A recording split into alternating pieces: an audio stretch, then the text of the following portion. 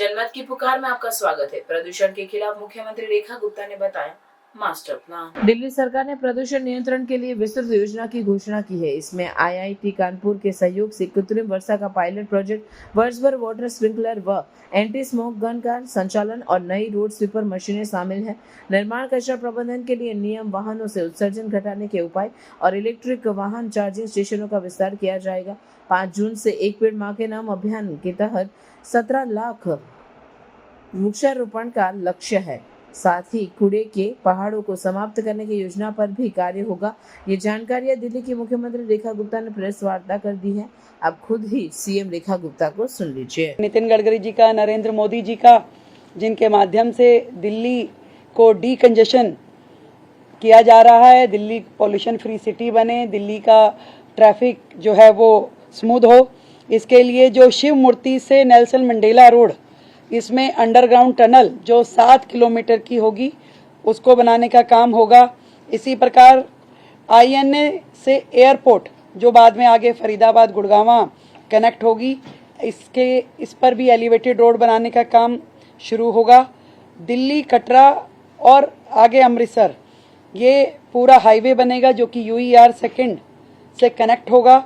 इसी प्रकार यूईआर सेकंड का दूसरा एक्सटेंशन जो है अलीपुर से ट्रोनिका सिटी, यानी कि दिल्ली देहरादून को टच करने वाला ये पूरा प्रोजेक्ट रहेगा, जिसके कारण से दिल्ली के अंदर जो ट्रैफिक जैम होता है, अब कहीं दूसरे राज्य में जाने के लिए हाईवे का इस्तेमाल बेहतर तरीके से हो सकेगा, जिसमें हरियाणा से यदि देहरादून जाना हो तो बिना दिल्ली में एंटर किए डायरेक्ट हरियाणा से देहरादून जाया जा सकेगा।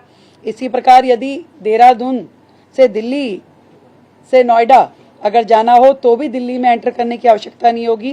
ट्रोनिका सिटी से नोएडा, फरीदाबाद, ये पूरा कनेक्टिविटी हो पाएगा। एक सराय काले खां से इंदिरा गांधी एयरपोर्ट पे भी टनल बनाने की फिजिबिलिटी चेक हो रही है।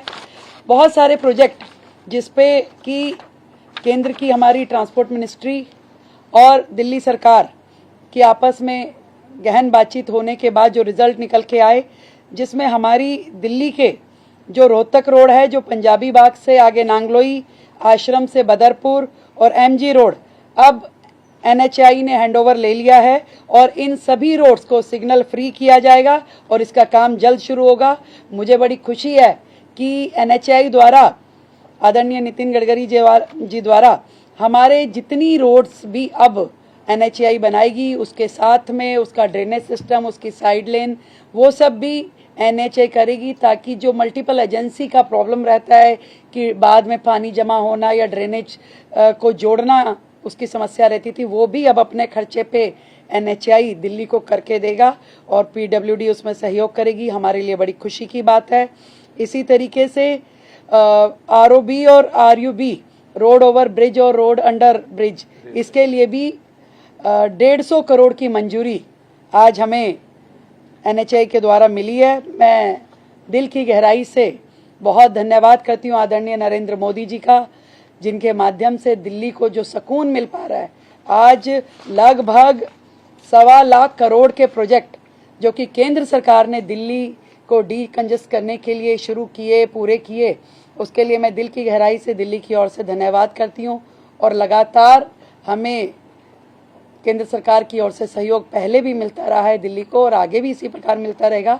दिल्ली एक बेहतर और वर्ल्ड क्लास सिटी बन पाएगी और सबकी इच्छा यही है कि दिल्ली को, और एक और अच्छी बात जो पहले भी हमारा एनएचआई ने जितना भी वेस्ट था, जितना हमारा उसमें इनट था, उसको उपयोग किया गया रोड बनाने के लिए।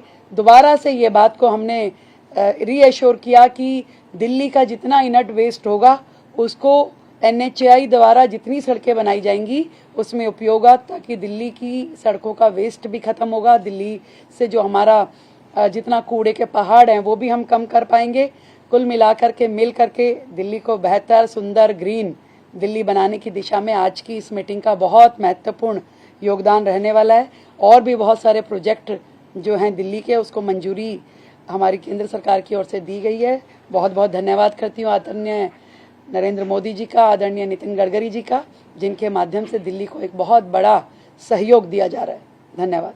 अगर आपने हमारा अभी तक चैनल सब्सक्राइब नहीं किया है तो कृपया चैनल सब्सक्राइब कर लें, लाइक करें, शेयर करें, कमेंट करें। तो मिलते हैं फिर किसी और खबरों के साथ। नमस्कार।